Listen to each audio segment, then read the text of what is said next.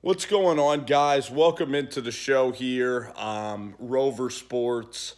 I wanted to give a quick shout out, and I don't know where the camera is. Actually, I actually see where it is. I want to give a quick shout out to my buddy UCF Jaguar and the Jacksonville Jaguars, and this is going to be about a 4-minute video.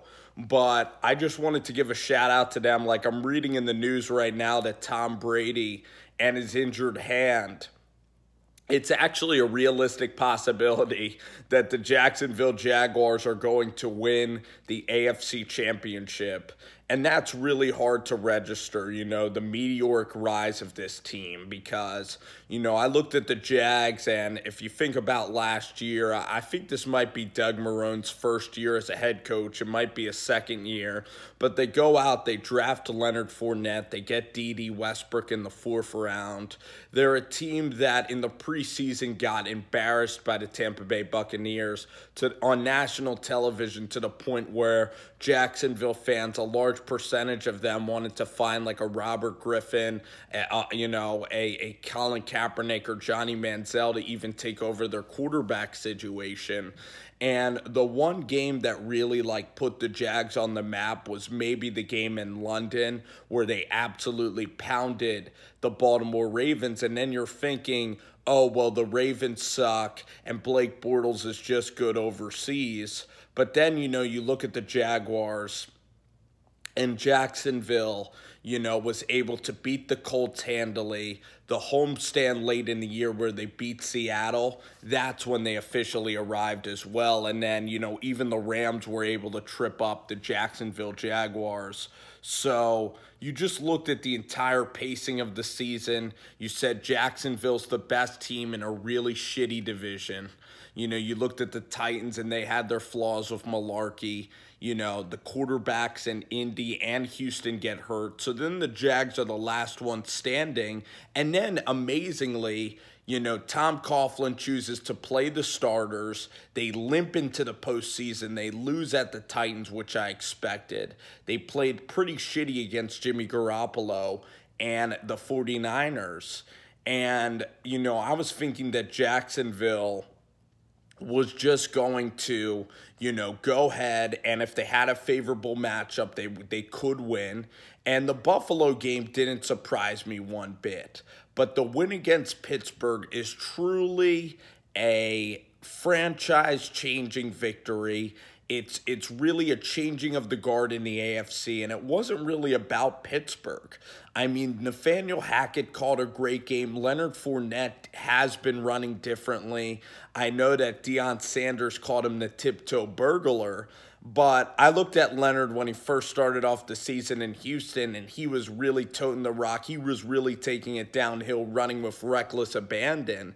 And in that Steelers game, it just was incredible how TJ Yeldon was effective in the passing game, how Ivory could help out, how Blake was confident with the reads, how the game plan was absolutely incredible.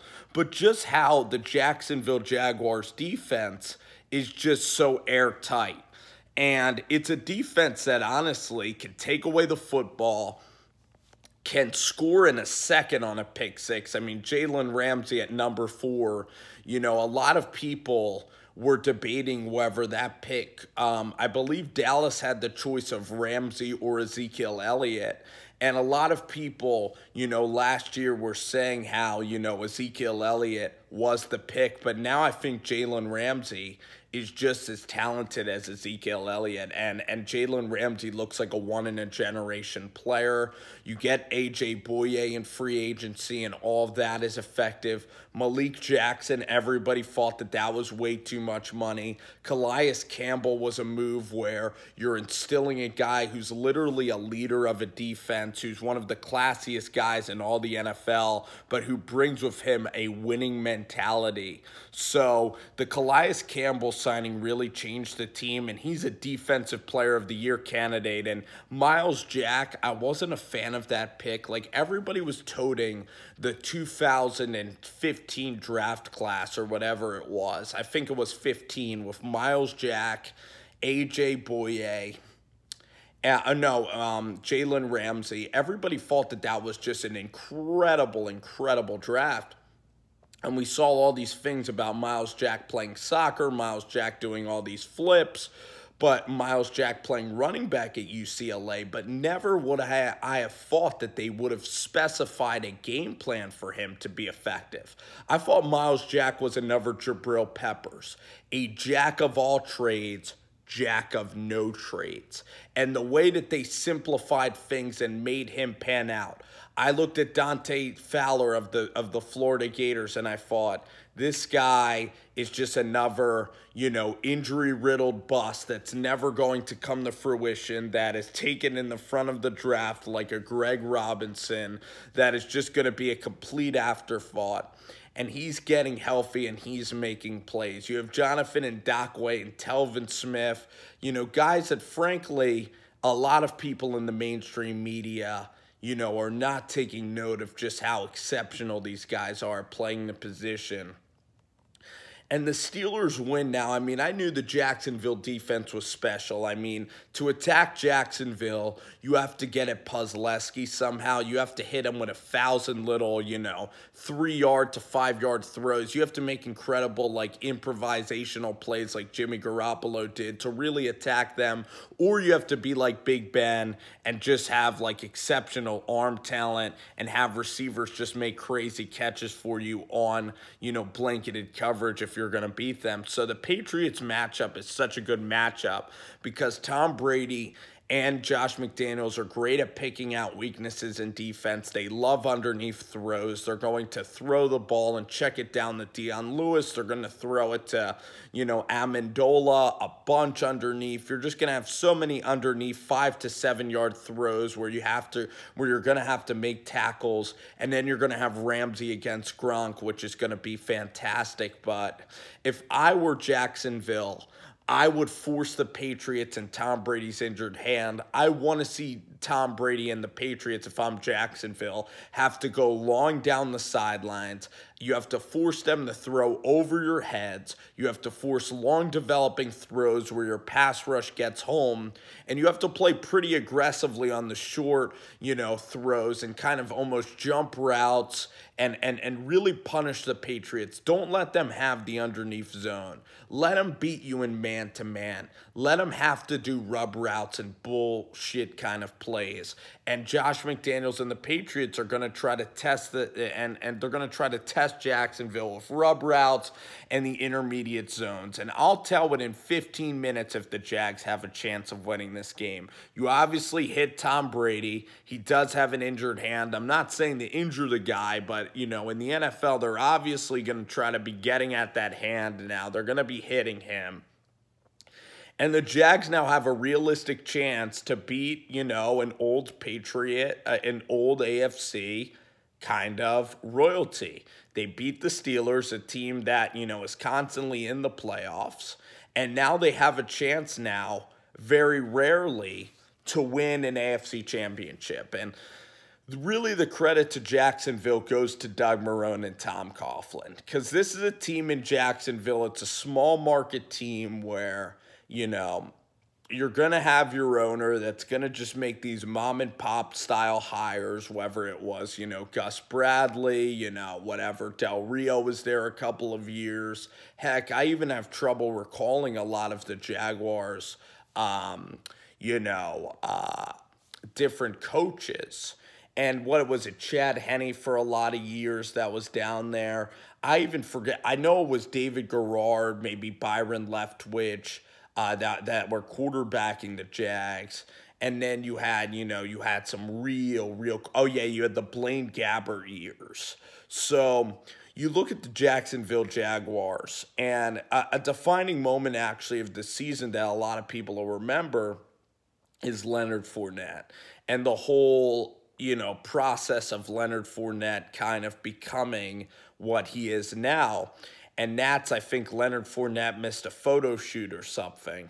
And I know that Tom Coughlin, he's famous for, and as a Giants fan, you kind of notice is Tom Coughlin time, the 5 minutes till, play. You got to be there 5 minutes early or else you're going to get fined. Even if you're on time for the meeting, you're technically not because you got to be 5 minutes early. And you look at Tom Coughlin, okay. he really has the authority over this team. He's changed expectations. That's a guy that's driving the ship that knows what it takes to win a Super Bowl. And he is from an old school regime, but he still knows discipline. And he instilled discipline in the defense. You have Todd Wash, that's an incredible coordinator. You have Nathaniel Hackett, who really is a pro-style guy, who I'm not enamored with, but he's done a pretty decent job. And then you have Doug Marrone. And Doug Marrone and Tom Coughlin, when they suspended Leonard Fournette for that photo shoot, that was really a defining moment, because that just showed you that no one's above the letter of the law, no preferential treatment. And that was just really, really interesting. And Leonard Fournette probably, in missing that game, he probably learned a lot about the higher-ups of the regime.